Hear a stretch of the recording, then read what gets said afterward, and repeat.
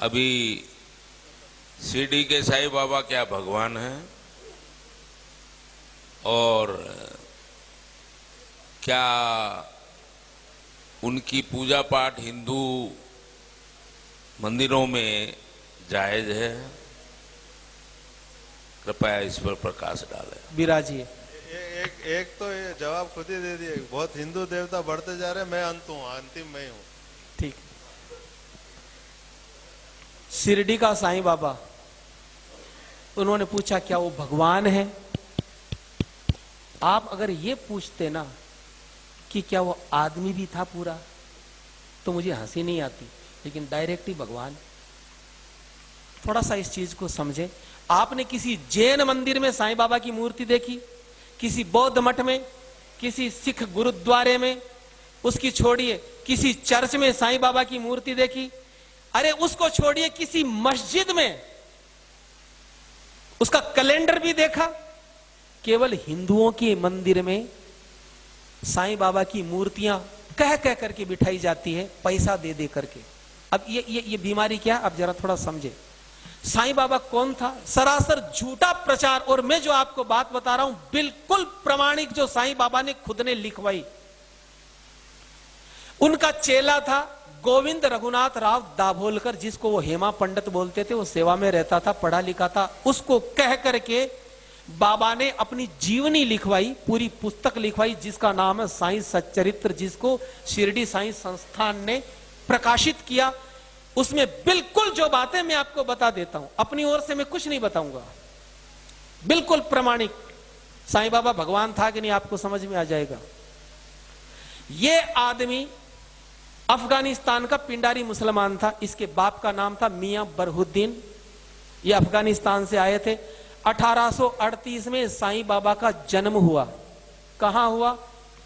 अहमदनगर की एक वेश्या, उसके पास में इसका बाप मियां बरहुद्दीन जो था, वो डकैतों का ग्रुप चलाता था हिंदुस्तान में, लुटेरों का।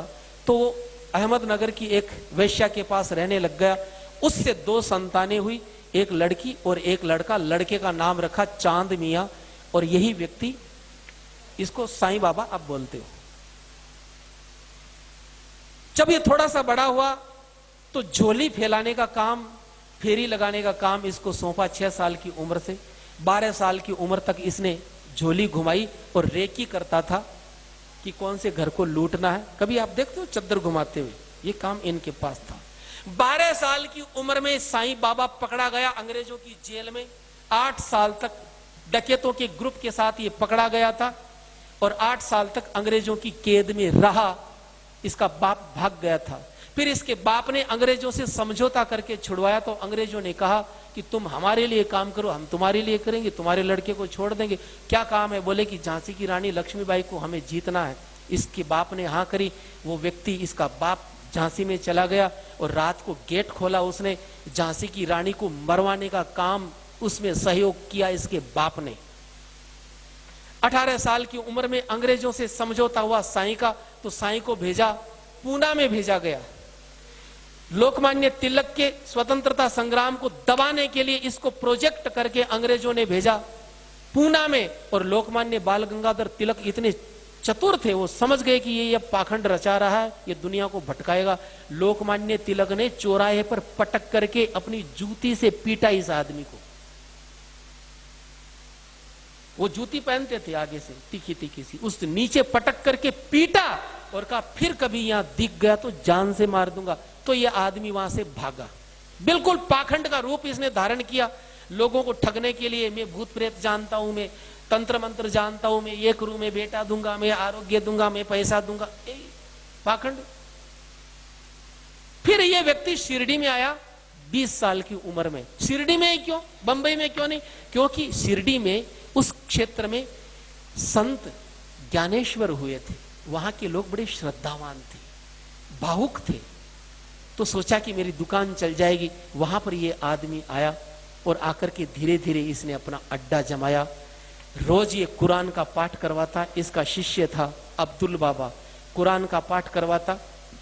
अपने हाथों से बकरा काट करके, अपने हाथों से बकरा काट करके चावल में मिला करके प्रसाद बांटता, कोई नहीं लेता तो गंदी गंदी गालियां देता। एक बार तो ऐसा हुआ, काका साहेब दीक्षित एकादशी के दिन उनसे बोला कि बकरा लाओ। उन्होंने कहा मैं तो ब्राह्मण हूं, तो गालियां दी, जबरदस्ती मंगवाया और बना करके उसका ब्राह्मण धर्म भ्रष्ट किया। उसको भी बोले खा। एक बार तो ऐसा हुआ, शिरडी में हैजा फैल गया, तो वहां के पंचों ने कहा कि ऐसा करो कि कोई जीव हिंसा मत करना ताकि हैजा कंट्रोल में आ जाए। सबने जीव हिंसा बंद कर दी, लेकिन इसने कहा मैं तो काटूंगा। बकरा अपने हाथों से काटता, काट करके चावल में मिला करके सबको प्रसाद बांटता। बोले मैं तो मुसलमान हूं। ये आदमी महीनों महीनों नहाता नहीं था, संडास जाने का डिब्बा, उसी से ये आदमी पानी पीता, चिलम पीता था। सन 1887 में इसको दमे की बीमारी हुई। चिलम की वजह से अपनी दमे की बीमारी ये जिंदगी में कभी ठीक नहीं कर पाया, और 1918 में 3 दिन दमे का इसको अटैक आया, और 1918 में दशहरे का दिन था, उस दिन ये आदमी मर गया। अब मुझे एक बात बताइए, न तो इसने कोई प्रतिभा थी, न इसमें कोई भक्ति थी, न इसका हिंदू धर्म से कोई लेना देना था। जिंदगी भर ये हिंदू देवी देवताओं को गालियां देता था। जो आपको ये साईं राम, ओम साईं, ये तो बाद में जोड़े गए केवल मूर्ख बनाने के लिए। 1957 तक इसकी जो कब्र थी, जहां आज मंदिर बना हुआ, यहां केवल मजार थी इसकी। यहां पर अब्दुल बाबा इसका मजार का पैसा लेता था, लेकिन वो मर गया। तब हरि सीताराम दीक्षित नाम के कांग्रेसी नेता थे, उन्होंने इस मजार को अपने कंट्रोल में किया और पैसा लेना शुरू किया।